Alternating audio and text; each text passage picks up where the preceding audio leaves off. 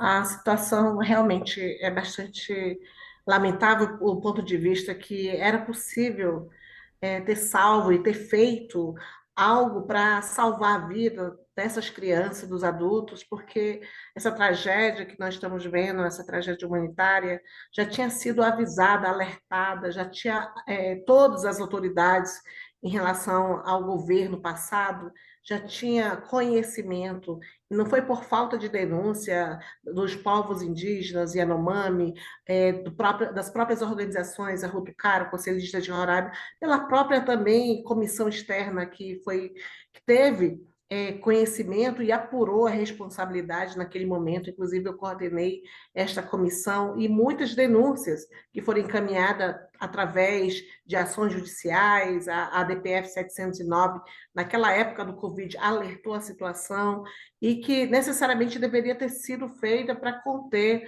o avanço dessa desnutrição e poderia ter sido evitada esse alto grau lamentável de desnutrição e com ela evitar também as próprias doenças que levam à mortalidade infantil, como malária, a verminosa contaminação que nós estamos vendo avançando nos rios da terra indígena Yanomami por conta do garimpo legal, por exemplo, a contaminação de mercúrio, e que o próprio governo, né, digamos assim, dos órgãos que nos alertou, que foi a contaminação por mercúrio dos rios, e que provocam esse quadro grave, né, nas crianças, principalmente diarreia, pneumonia, que são consideradas mortes que poderiam ter sido evitadas se tivesse uma assistência adequada à saúde. Então, assim, nós estamos ali no local constatando essa veracidade, esse quadro cada vez mais aumenta o número, e isso ainda tem uma subnotificação.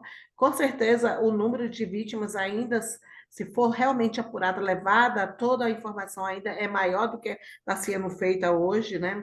Então, os números que estão se colocando aí de atendimento são muito altos, tanto atendimento local, mas também na saúde, ali no Hospital da Criança, em Boa Vista.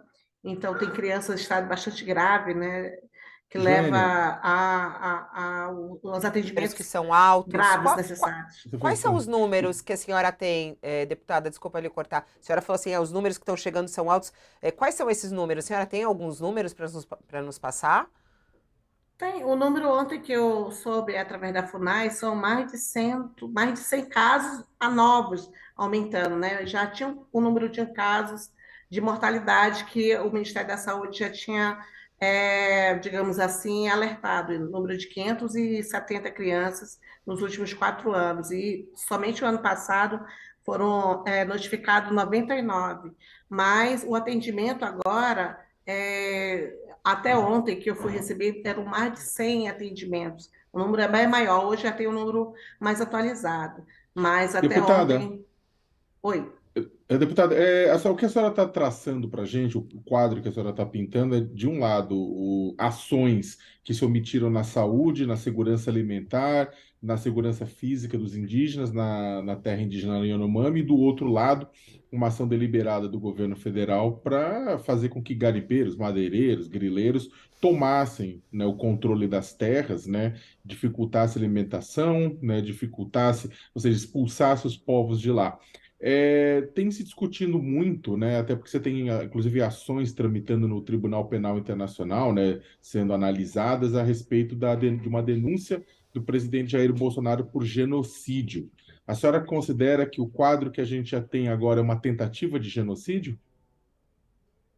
Com certeza, isso já tinha sido feito, essa denúncia, a partir de várias ONGs, mas também a própria Frente Parlamentar Mista em Defesa dos Povos Indígenas, que eu atuei, na época do Covid, já apontava em direção a essa tentativa de, não, a configuração, digamos assim, do genocídio. Inclusive, um dos parlamentares ali do Senado, é o senador Fabiano Contarato, chegou a encaminhar isso formalmente, o pedido para que o presidente da época, né, o Jair Bolsonaro, fosse condenado pela prática da omissão, negligência e configurava assim um crime de genocídio. Então já existe uma denúncia formalizada tanto pelo parlamento, mas também pelas organizações indígenas que levaram isso para fora dos tribunais internacionais e também alertando também dentro da ação da DPF 709 que naquela época discutia que era extremamente necessário o Estado brasileiro tomar algumas ações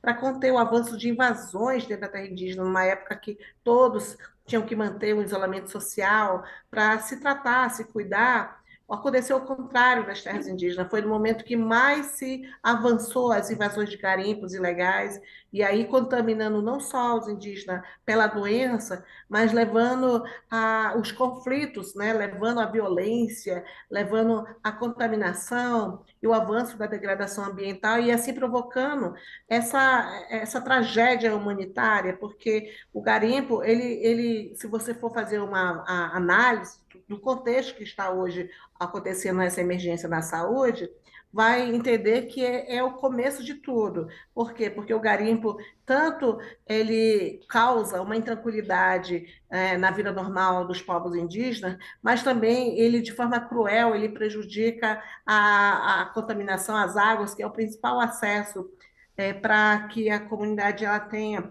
a sua agricultura, a sua pesca, a sua alimentação, e aí também se prover e se contaminar através da água por conta da malária, do avanço Deputada, de verminose. Enfim, uma situação que uma puxa a outra.